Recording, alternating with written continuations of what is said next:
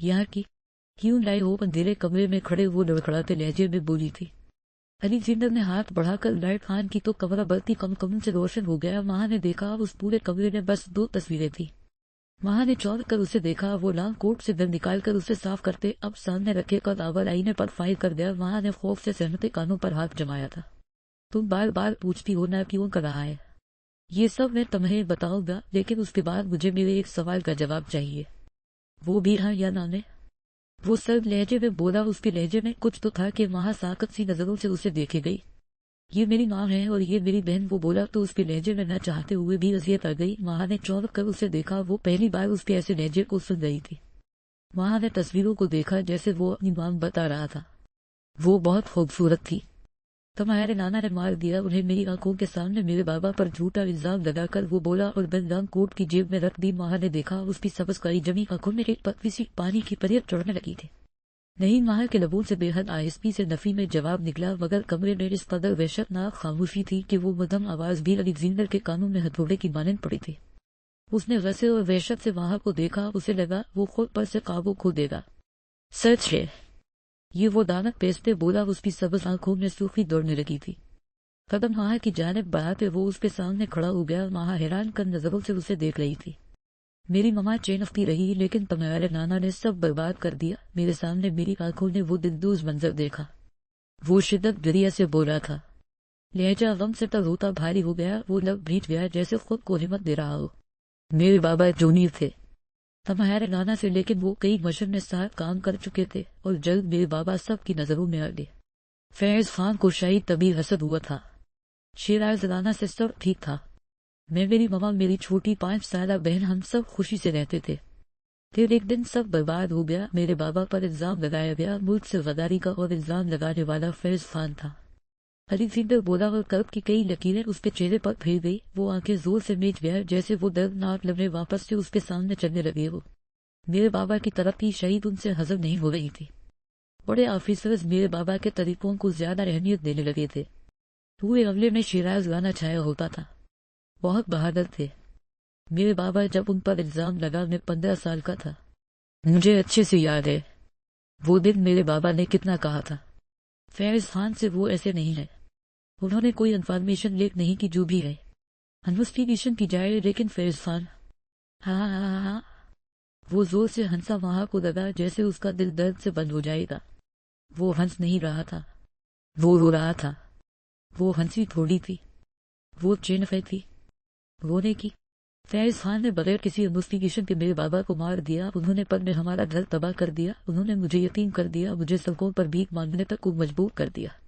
सिर्फ इतना ही नहीं, वहां खान, तुम्हारी ममा, इन सब में कुछ कसूर तो उनका भी है। तुम्हारी माँ मेरी माँ रोज की बहुत अच्छी दोस्त थी। जब उनकी शादी हुई तो उन्हें औलाद नहीं हो रही थी। तब मैं बड़ा था, लेकिन मेरी छोटी बहन दलराना वो छोटी थी। मेरी ममा ने तुम्हारी माँ को सहारा दिया। दलराना ज्यादातर तुम्हारी माँ के पास रहती थी। तुम्हारी माँ बहुत खटीच हो गई थी। उससे उन्होंने मेरी ममा से मेरी बहन मांगी थी, लेकिन उन्होंने देने से साफ इनकार कर दिया। तुम्हारी माँ बीमार रहने लगी थी। दलराना तुम्हारी माँ को बहुत अजीज थी। जब फैज खान ने मेरे बाबा को मारा, मेरी माँ तड़पती रही। उनकी आंखों के सामने मेरे बाबा की लाश जमीन पर पड़ी थी। मेरी माँ तब मर गई। वो एक तस्बीह लेकर बोला था। वो नीचे बैठ गया। उसकी आंखें लाल सूख हो रही थी। अजीब थी, अजीब थी। माँ ने नफी में सर हिलाया। उसे यकीन नहीं आ रहा था, लेकिन वो हारा हवा शख्स और फिर उसकी वो तबाही बचाती आंखें, क्या वो झूठ थी जिनसे आंसू निकलने को मचल रहे थे? नहीं, माँ ने नफी में सर हिलाया था। ऐसा हरगज नहीं हो सकता था। उसे लगा वो झूठ बोल रहा था, लेकिन मुकाबल शख्स का एक एक लफ्ज सच था। बकवास बंद करो, अपनी ऐसा ही हवा है। अभी तुम पूरी दास्तान सुन तो लो। वो एकदम खड़े होते वहां के बाद बैठी ने जकड़ते उसके चेहरे पर फनकारा था। मेरी माँ को सदमा लगा था। हार्ट अटैक से वो मर गई। उस दिन सिर्फ एक हसद में 2 जाने ही नहीं गई, 2 बच्चे भी लावारिस हुए थे। नाहा खान हसद जलन इंसान को बर्बाद कर देते हैं। सिर्फ उस इंसान को ही नहीं, वो अपने हर करीबी रिश्ते को बर्बाद कर देते हैं। तुम्हारी माँ की तबीयत खराब रहने लगी। अपनी बहन का पेट पालने को मैंने हर जगह नौकरी तलाश करने की कोशिश की। 15 साल के लड़के को कौन नौकरी देता? मैं अपनी 5 साल बहन को भूखा सो रहा था, और फिर 15 साल के रखकर वो औरत कहाँ? मेरी बहन भूख से रो रही थी।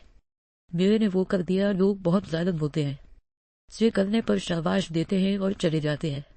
پلٹ کر یہ نہیں پوچھتے کہ ہم کس حال میں ہیں، لیکن بڑے لوگ وہ ان حالاتوں سے گزرے ہوتے ہیں۔ ماہا خان وہ پوچھتے ہیں، بھوک تو نہیں لگی؟ ماہا کے بال اب بھی اس کی گرفت میں تھے۔ ماہا وہ درد بھرائی اس کی آنکھ سے نکلا پہلا آنسو دیکھ رہی تھی۔ وہ رو دیا تھا، علی زندہ رو دیا تھا۔ جب ایک دن فیض خان کی ہم پر نظر پڑ گئی تو میری ماں کو ہاسپٹل لے کر گیا تھا۔ وہ بیمار رہنے لگی تھی، دل رانا کو بہت یاد کرتی تھی۔ تمہاری ماں وہ بہت فتیج تھی۔ اس سے جب فیض خان نے ہمیں دیکھا، وہ میری بہن کو مجھ سے چھین کر لے گیا۔ وہ ایک دم آیا اور میرے جینے کا آخری سہارا بھی لے گیا۔ وہ دل رانا کو لے گیا اپنی بیٹی کے لیے، تمہاری ماں کے لیے۔ علی زندر نے اس کے بالوں پر سے گرفت ڈھیری کر دی۔ ماں نے شدت سے روتے اسے دیکھا۔ ماں کی ہچکیاں کمرے میں گونجنے لگی تھی۔ میں نے کیا بگاڑا تھا؟ مجھے کس چیز کی سزا ملی؟ صرف حسد کی۔ اگر میرے بابا پر الزام لگ بھی گیا تھا تو فیض خان تو بابا کو اچھے سے جانتا تھا، نہ پھر انہوں نے بغیر کسی انویسٹیگیشن کے میرے بابا کو کیوں مارا؟ وہ ماہ کے دونوں بازوؤں کو جھنجھوڑتے بولا تھا۔ ماہ نے نم آنکھوں سے اسے دیکھا۔ دلرانا ماہ کے لبوں سے ISP سے سستی نکلی تھی۔ وہ جاننا چاہتی تھی، آخری دلرانا تھی کون؟ وہ والدئی میں نے بہت ڈھونڈا، لیکن میں چھوٹا تھا، میری کس نے سننی تھی؟ اور پھر 5 سال بعد جب مجھے ہر چیز کی سمجھ آنے لگی، جب میں برائی میں حد سے زیادہ گر گیا، تب مجھے پتا چلا دلرانا مر گئی، میری بہن گئی ماہ کا۔ وہ چینف پڑا تھا، دہشت سے لبریز، اذیت سے بھرپور چینف، جیسے کسی کی موت کی داستان ہو۔ ماہ نے روتے ہوئے سر جھکا لیا۔ اس سے اچھا تھا وہ اس سے پوچھتی ہی نہ۔ اخبار میں میری بڑی بہن کی خبر آئی، اس کی بند آنکھوں کو دیکھا تھا۔ میں نے 5 سال بعد اس کے بے سد وجود کو دیکھا۔ وہ بالوں میں ہاتھ پھیرتے درد برداشت کرتے دبی دبی آواز میں بولا۔ ماہ کی آنکھوں سے آنسو جاری تھے۔ تم مجھے بتاؤ، وہ عہدے میں اوپر تھے؟ میرے بابا تو اتنے عہدے پر نہیں تھے۔ ہاں، ان کے پاس دماغ تھا۔ ایسی کیا جلن تھی انہیں کہ انہوں نے انویسٹیگیشن کرنا ضروری نہیں سمجھا؟ ان کا کیا گیا بس سسپینڈ ہوا۔ اور میرے بابا، میری ماما، میری گلرانا، وہ کیا؟ وہ ڈھاڑا تھا۔ ماہ کی سانس اٹک گئی۔ وہ آنکھوں میں صفاقیت لیے بولا تھا، اس لیے ہر غلط کام کام سے میرے بابا کو کچھ نہیں ملا، مجھے کیا ملنا تھا؟ فیض خان کو برباد کرنا چاہتا تھا، لیکن وہ بے غیرت شخص مر گیا۔ پھر ایک اور جواز تمہاری ماں کو تڑپانا چاہتا تھا، جس کی وجہ سے میری گلرانا مجھ سے دور ہوئی، اور مجھے کو ملی تمہاری تڑپاؤ تو تمہاری ماں بھی تڑپ گئی۔ تم سے جڑے ہر شخص کو تڑپتا دیکھنا چاہتا ہوں میں۔ وہ اس کے کندھوں پر ہاتھ جمائے بنایا تھا۔ ماہ نے ساکت نظروں سے اسے دیکھا۔ میرے ساتھ تھے تو تم بھی جڑے ہو؟ وہ آنکھوں میں اذیت لیے بولی تھی۔ اس کی بات پر علی زندر نے اسے 2 پل دیکھا۔ میں تو پہلے سے ہی تڑپ رہا ہوں۔ وہ لب بھینچ گیا، گرفت اس کے بازو سے ہٹا گیا۔ ماہ کو اس کی آنکھوں اور لہجے سے اذیت کا اندازہ بخوبی لگ رہا تھا۔ سزا بنتی ہے یا نہیں؟ وہ واپس سرد لہجے میں بولا۔ ماہ کا روا روا کام اٹھا تھا، آنکھوں سے آنسو کھسک گیا۔ اس کی ماں خود غرض تھی، اس کے نانا خود غرض تھے۔ بنتی ہے اور شروعات مجھ سے کر دو، وہ بولی، اور پھر ایک آنسو ساتھ ہی ٹوٹ کر سے گر گیا۔ علی زندر نے پلٹ کر اسے دیکھا۔ وہ لب بھینچ گیا۔ یہاں سے ساتھ والے کمرے میں جاؤ، وہاں سے دریس نکال کر تیار ہو جاؤ، مجھے ایک پارٹی میں جانا ہے۔ تمہارے ساتھ؟ وہ سرد اور سنجیدہ لہجے میں بولا۔ ماہ نے مثیر نظروں سے اسے دیکھا۔ اس کا لہجہ اتنا نارمل تھا کہ یقین کرنا مشکل تھا کہ وہ کچھ دیر پہلے پاگل ہو رہا تھا۔ ناہل، وہ سستی تھی، اس کے لبوں سے پھڑپڑاتا نام آزاد ہوا تھا۔ علی زندر نے خون آشام نظروں سے اسے دیکھا۔ خبردار، ہمدردی نہیں ورنہ میں کھال گزر دوں گا۔ تمہاری وہ انگلی اٹھائی، ٹھنڈے ٹھار وحشیانہ لہجے میں بولتا۔ ماہ کو سہما گیا۔ وہ خود کمرے سے نکل گیا تھا۔ ایک آگ بنے جس میں نہ جانے اب کون کون سر دے گا۔ ہاں، ہیرو پروسا ڈائننگ ہال میں بیٹھے۔ اس نے فون کان کو لگاتے ذرا بلند آواز میں کہا تھا۔ بریک فاسٹ کرتے آرزو کے کان فولا کھڑے ہوئے تھے۔ جمشید خان اور سفیر صاحب کوٹ پہ ہوئے تھے، باقی سب بریک فاسٹ نہ ہونے کے برابر ہی کر رہے تھے۔ ہاں، میں آفس آ رہا ہوں۔ اچھا ہوا تمہیں بلوا لیا میں نے، تمہارے بغیر تو میرا کام ہی نہیں ہوتا۔ وہ لب دبا کر بولا، لیکن چہرے پر سنجیدگی تھی۔ یونیفارم نے ملبوس آرزو نے ماتھے پر بن ڈالے تھے۔ ہو کہ میں آ رہا ہوں۔ وہ فون رکھتے کرسی سے اٹھا۔ آرزو میں گہرا سانس بھرا دماغ کہہ رہا تھا، وہ تمہیں پریشان کر رہا ہے، جبکہ دل کہہ رہا تھا اگر واقعی وہ پروسا واپس آ گئی تو۔ آرزو نے زور سے سر جھٹکا۔ میں بھی آفس جاؤں گی، مجھے دیکھنا ہے آفس کیسا ہے۔ وہ کرسی سے کھڑے ہوتے بولی۔ وہ ڈائننگ روم کے دروازے میں کھڑا تھا، کہ روکنے کو دانتوں تلے لب دبا گیا، پھر سنجیدگی سے پلٹ کر اسے دیکھا۔ اس یونیفارم میں وہ اسے دیکھتے بولا۔ آرزو نے خود پر نظر ڈالی۔ ہائے، اس کی جلد بازیاں، کیوں یونیفارم میں نہیں جا سکتے؟ کیا آرزو خود کو سنبھالتی تڑپ کر بولی تھی۔ دانیال نے اسباب میں سر ہلایا۔ بالکل جا سکتے ہیں، چلو آؤ۔ وہ اسباب میں سر ہلاتا آگے کو بڑھا، وہ تو پہلے ہی یہی چاہتا تھا۔ اس کی آفت اس کے سامنے رہے۔ گاڑی نے ڈرائیو کرو، گاڑی کے سامنے رکھتے وہ چیک کر بولی تھی۔ دانیال نے کار کا ڈور اوپن کرتے اسے دیکھا، وہ سیدھا ہوا۔ ابھی ارگا کے پاس نہیں جانا چاہتا، وہ مسکرا کر بولا۔ آرزو نے بھن میں سکیل کر اسے دیکھا۔ ارگا کے پاس نہیں جانا، گھر تو آنا ہے، نہ شوہر کی یا کمرے سے باہر سونے کا ارادہ ہے۔ آرزو آبرو آج کر لاپرواہی سے بولی۔ اس کی بات پر دانیال کا دل لش کر اٹھا تھا۔ ہاں سو جاؤں گا، بلکہ کمرے سے کیا گھر سے باہر سو جاؤں گا۔ ویسے بھی میری کافی امپائرز ہیں جنہیں رات میں ڈر لگ جاتا ہے۔ وہ مسکرا کر کہتا گاڑی میں بیٹھ گیا۔ آرزو نے دانت کچکائے تھے۔ وہ ڈور کو زور سے بند کرتی گاڑی میں بیٹھ گئی۔ سارے راستے وہ اس کے خوشی سے بھرپور چہرے کو دیکھتی رہی تھی۔ پروشا نہ ہو گئی، 2 روپے کی چاکلیٹ ہو گئی، جیسے ملنے کی کتنی خوشی ہے۔ وہ بڑبڑا گئی تھی۔ دانیال نے اس کا کلستا روپ دل میں اتارا تھا۔ وہ بظاہر سنجیدگی سے گاڑی ڈرائیو کر رہا تھا، لیکن آنکھوں میں شرارت تھی۔ تو آفس آ گیا، میرے خیالوں میں بعد میں کھو جانا۔ سائڈ سمائل چہرے پر سجائے وہ آنکھوں میں چمک لیے گاڑی سے اترا۔ ابھی مجھے جن ذات کو خیالوں میں لانے کا کوئی شوق نہیں چڑھا۔ مصنوعی سا مسکرا کر چہرہ بگڑتی وہ گاڑی سے اترتی اس کے پیچھے چلنے لگی تھی۔ جہاں جہاں سے وہ گزر رہا تھا ہر کوئی اسے سلام کے ساتھ بڑ مارنن وش کر رہا تھا، اور کئی لڑکیاں اس مسکرا کر گھور رہی تھی۔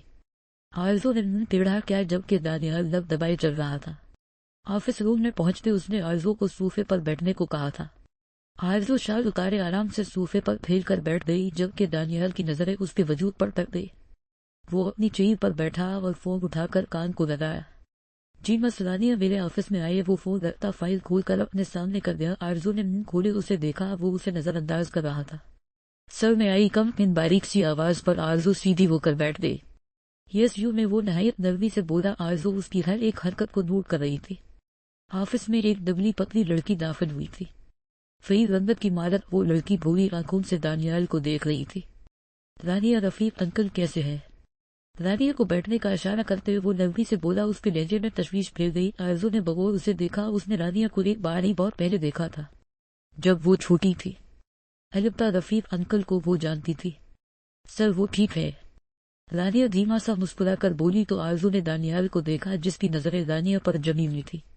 سر وقت بڑاؤ کال می خان وہ رانیہ کے ہاتھوں سے فائل لیتے ہوئے بولا۔ آرزو نے آنکھیں چھوٹی کرتے شاہ کی نظروں سے اسے دیکھا۔ رفیق صاحب کی طبیعت خراب تھی، اس لیے انہوں نے رانیہ کو اپنی جگہ بھیجا تھا۔ میں شام کو چکر لگاؤں گا، بلکہ ایسا کرنا آپ میرا ویٹ کرنا، میں ہی رات کو ڈراپ کر دوں گا۔ وہ فائل دیکھتے بولا، پھر کچھ ضروری پیپر اٹھا کر رانیہ کی جانب کیے۔ آرزو نے اس کے ہاتھ کو دیکھا جو رانیہ کے ہاتھ کو بس ذرا سا ٹچ ہوا تھا۔ وہ گہرا سانس بھر گئی۔ خان وہ اونچی آواز میں بولی۔ خان سمیت رانیہ نے بھی چونک کر اسے دیکھا۔ کافی چاہیے مجھے، وہ دانت پیستے ایک ایک لفظ چبا کر ادا کرتے بولی۔ دانیال نے رسبات میں سر ہلایا۔ آپ جائے رانیہ کو بھیجتے۔ اس نے قدم صوفے کی جانب بڑھائے۔ وہ آرزو کے پہلو میں ٹک گیا، اس کا سرخ ہوتا چہرہ دیکھ رہا تھا۔ کیا ہے؟ وہ نہایت نرمی سے اس کے چہرے پر جھولتی لٹوں کو انگلی پر لپیٹتے بولا۔ آرزو نے ہیزل آنکھیں اٹھا کر اسے دیکھا۔ کچھ بھی تو نہیں، وہ نفی میں سر ہلاتے بولی۔ دانیال نے اسبات میں سر ہلایا۔ اچھا کافی بجواتا ہو تمہارے لیے۔ اس کی گال پر بڑے بڑے وہ نرم مدھم لہجے میں بولا۔ آرزو نے سانس روک لی تھی۔ وہ اٹھ گیا، ٹیبل کے پاس آیا، فون اٹھا کر کان کو لگایا۔ ایک کافی بھیجو اور ایسا کرو رانیہ کو بولو میٹنگ کے پیپر ریڈی کرے، ہم 5 منٹ میں نکل رہے ہیں۔ فون رکھتے اس نے گاڑی کی چابی اٹھائی۔ سن گلاسز اٹھاتے اس نے پلٹ کر آرزو کو دیکھا۔ کافی انجوائے کرو، وائٹ روز میٹن پر جا رہا ہوں، 2 گھنٹے میں لوٹ آؤں گا۔ وہ بولتے بڑے اس کی سنے آفس سے باہر نکل گیا۔ آرزو اٹھتے آگے کو بڑھی جب وہ رانیہ کے ساتھ لفٹ میں جاتا دکھائی دیا تھا۔ آرزو لب بھیج گئی، وہ اسے اگنور کر رہا تھا۔ اسے جلن ہو رہی تھی لیکن دل ماننے سے انکاری تھی۔ وہ واپس آفس میں آتی صوفے پر بیٹھ گئی۔ پیون کافی رکھ کر چلا گیا۔ آرزو اب کافی والے مگ کو دیکھ رہی تھی۔ کتنا لوفر ہے، کافی کا گھونٹ بھرتے وہ بڑبڑائی، پھر جلدی سے ٹیبل پر کافی رکھی اور نار چڑھائی۔ کافی تو اسے پسند ہی نہیں تھی، وہ تو جلدی جلدی میں بول گئی تھی۔ دل میں بار بار عجیب سے خیال آ رہے تھے۔